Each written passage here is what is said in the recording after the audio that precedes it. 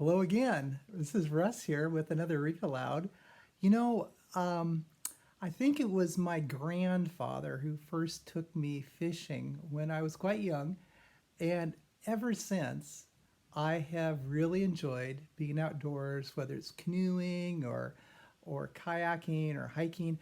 But one day I was in a bookstore and I happened to come across a book called 3 Days on a River in a Red Canoe by Vera B. Williams. Anyway, I thought I'd read this to you and hopefully you will enjoy it as much as I have. 3 Days on a River in a Red Canoe by Vera B. Williams. Read with permission from Scholastic. I was the one who first noticed the red canoe for sale in a yard on the way home from school. My mom and my Aunt Rosie and my cousin Sam and I put our money together and bought it. The people who sold it to us threw in 2 paddles and 2 big old life jackets. As soon as we got home with the canoe, Aunt Rosie and Mom took out their maps. The canoe trips they had taken before Sam or I was even born were marked in colors. They found a 3-day trip that could be just right for us. Then we made lists of what we needed. Then we went shopping. Here are Sam and I in the store in new life jackets. They cost a lot, but Aunt Rosie and Mom agreed we had to have them, and an extra paddle, and 20 feet of new rope. We also bought some packages of freeze-dried chicken and some dried apricots. Here is everything we need for the trip.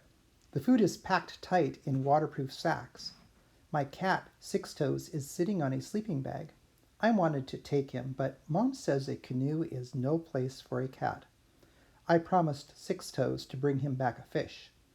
Next to my shoes and Sam's shoes are new pocket knives. We never even noticed Aunt Rosie buying them for us in the store today. Here we are on our way early in the morning. We drove all day. Now we are at the place Aunt Rosie and Mom had chosen for our first camp. We start on the river in the morning. Sam and I loaded the car. Mom and Aunt Rosie put up the tent. We hurried to get inside before it got too dark and the mosquitoes took too many bites out of us. We lay in our tent listening to the river. When I poked my head out in the morning, everything was wet. Yet it wasn't even raining. We couldn't see our car. We could hardly see the river. We carried our canoe down to the water anyway. Here we are, setting out for a small island it shows on the map. We packed all our things into the canoe. We are going to fix our breakfast on the island when the sun warms up the river and dries up the mist. Our first morning on the river. This is where we come out of the mist. I try paddling. Sam tries paddling. I am making the first fire of the trip. We find crayfish. We eat our lunch on top of this cliff. It's an apartment house for swallows. We get to the bottom fast. A good swimming hole. Here are Mom and Aunt Rosie paddling into a part of the river like a hot green tunnel. I fell asleep. I think Sam did too. It's good Mom and Rosie didn't. Right here is where they heard the roaring of the waterfall, but they had been listening for it. It was marked on their maps.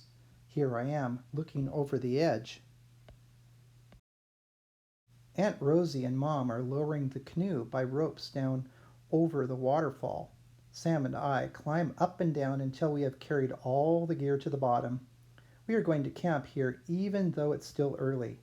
Here's our shower. This is our kitchen. Aunt Rosie is the cook tonight. We are going to try the crayfish we caught along with our chicken and rice. For dessert, Aunt Rosie showed us how to cook fruit stew and dumplings. This is the sink. You can stand right in it. The rocks make all the shelves and drain boards you need. We use sand as scouring powder. Mom shows us some knots we can use to tie up the canoe and in putting up the tent. Sam and I put up the tent by ourselves. Aunt Rosie told me to use the back of the axe head. Sam used a rock. It's hard to get the pegs in tight so they don't pull out.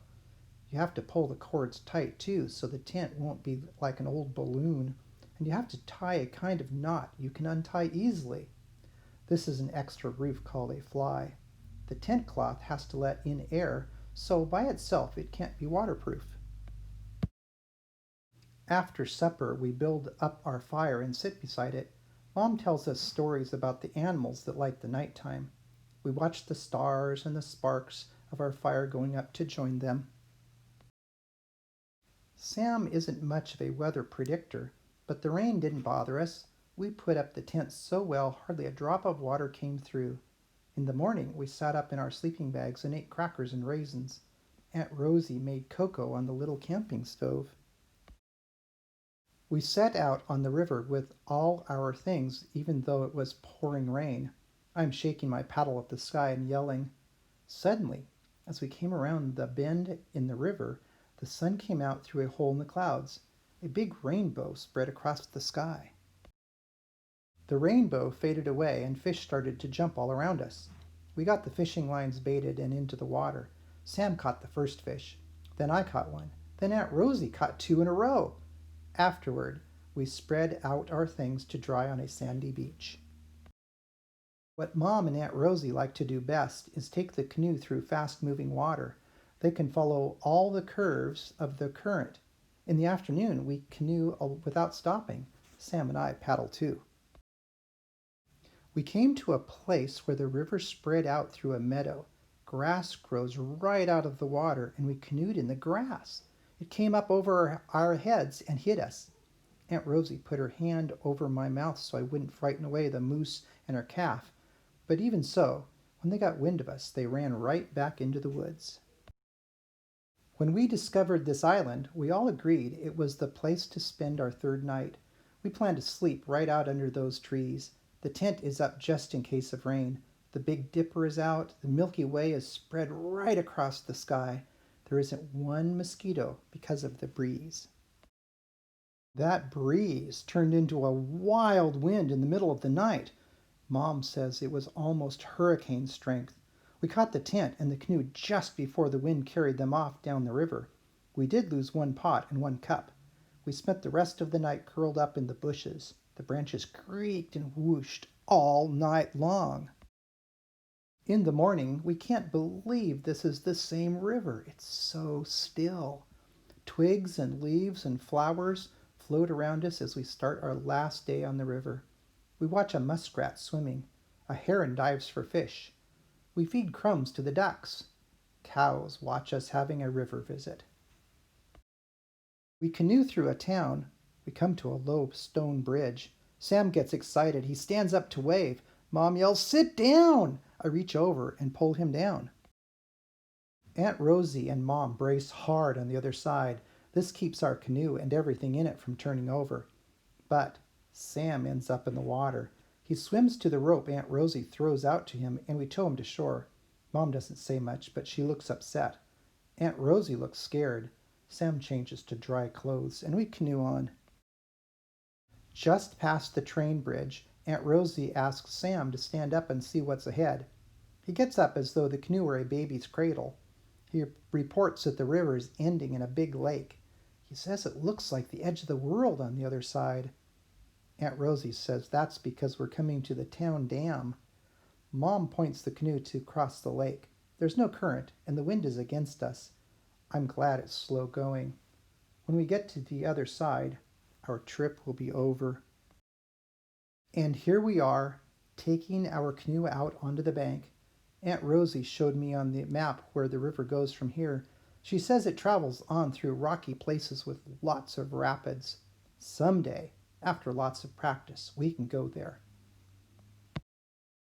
But now we must catch a fish for my cat Six Toes, and Aunt Rosie is going to talk with other campers to find a lift back to our car, Ladybug, so we can get home tonight. Mom says canoeing back up the river against the current would be very, very hard, even if we had time. Way past midnight, we turn into our own street. One by one, we stumble into the house. I go to sleep to the sound of Six Toes chewing on his fish. It seems I can still hear the sound of the river running over the rocks.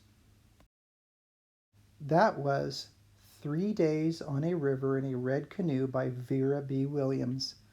I hope you enjoyed this little canoe trip, and I hope that you get a chance to do something just as special this summer.